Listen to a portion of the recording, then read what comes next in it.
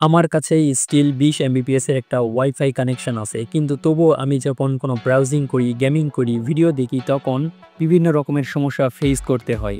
আমার internet speed অনেক slow মনে হয়। তাহলে কি আইএসপি আমাকে কম ইন্টারনেট দিচ্ছে, নাকি আমার রাউটারের সমস্যা? হ্যাঁ, এরকম প্রশ্ন যদি আপনার মনে জেগে ওঠে, তাহলে এই ভিডিওটা আপনার জন্য। আর আমি দেখাবো যে আপনার ওয়াইফাই স্পিড কিভাবে 10 গুণ পর্যন্ত বাড়ানো যায়।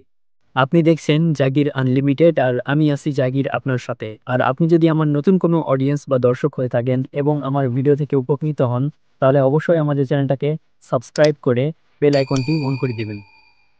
তো চলেন মূল ভিডিওটা শুরু করা যাক।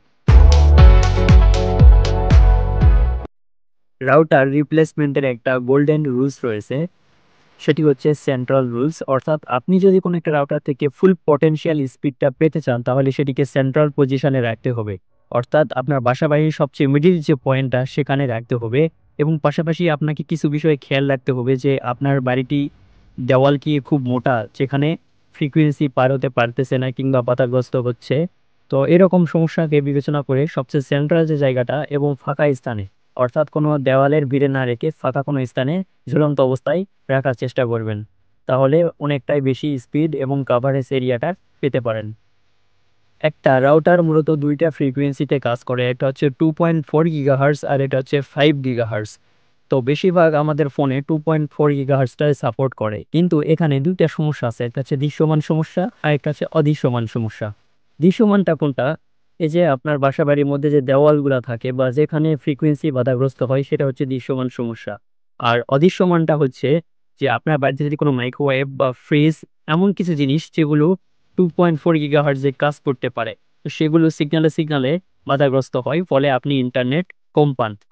অর্থাৎ এমন কোনো জায়গায় রাখবেন না, যেমন ফ্রিজের আশেপাশে, টিভির আশেপাশে, বড় কোনো যন্ত্রের আশেপাশে আপনার রাউটারকে স্থাপন করবেন না। হ্যাঁ, আরেকটা বিষয় চ্যানেল কানেক্টিভিটি। অর্থাৎ ওয়াইফাই চ্যানেল অ্যানালাইজার, এই অ্যাপটি দিয়ে আপনি চেক করতে পারেন যে কোন চ্যানেলটি ফাঁকা রয়েছে, এবং একটা চ্যানেল থেকে কমপক্ষে 5টা চ্যানেল পর আপনার দ্বিতীয় রাউটারটি স্থাপন করবেন। তাহলে আপনি অনেকাংশেই ভালো স্পিড পেতে পারেন। দেখেন, আমাদের এরপর ওয়াইফাইয়ের সেটিংসে কিছু পরিবর্তন করতে হবে ওয়াইফাইয়ের স্পিড খুব বেশি বাড়ানোর জন্য। তো এর জন্য আমি আপনাকে সাজেস্ট করব একটা ডিএনএস। হ্যাঁ, ডিএনএসটা কি? প্রত্যেকটা মোবাইলে এবং রাউটারের একটা নির্দিষ্ট ডিএনএস থাকে। সেটাকে যদি আপনি পরিবর্তন করে সঠিক ডিএনএসটা ইউজ করতে পারেন, তাহলে আপনার ওয়াইফাই স্পিড আগের থেকে অনেক গুণই বেড়ে যাবে। তো চলেন আমি মোবাইল স্ক্রিনে দেখাই যে কীভাবে এটাকে করতে হবে। এর জন্য আপনি আপনার ফোনে সর্বপ্রথম আপনার যে ওয়াইফাই অ্যাডমিন প্যানেলটা রয়েছে সেটার মধ্যে প্রবেশ করতে হবে। যে কোনো একটা ব্রাউজার থেকে আপনি 192.168.0.1 এটা লিখে সার্চ করবেন, তাহলে আপনি আপনার ওয়াইফাইয়ের অ্যাডমিন প্যানেলে প্রবেশ করতে পারবেন। তো এরপর ডান পাশে থ্রি ডটে ক্লিক করার পর নিচে দেখবেন যে অ্যাডমিনিস্ট্রেশন নামে একটি অপশন রয়েছে, সেখানে ক্লিক করবেন।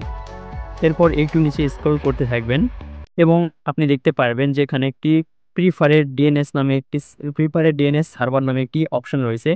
সেটার মধ্যে যেটাই দেওয়া থাকুক না কেন, আপনি সেটাকে পরিবর্তন করে 1.1.1.1, অর্থাৎ স্ক্রিনে দেওয়া এই ডিএনএসটি এবং নিচেরটার মধ্যে সেকেন্ড ডিএনএস হিসেবে 1.0.0.1, এটা থেকে আপনি ওকে অপশনটিতে ক্লিক করবেন।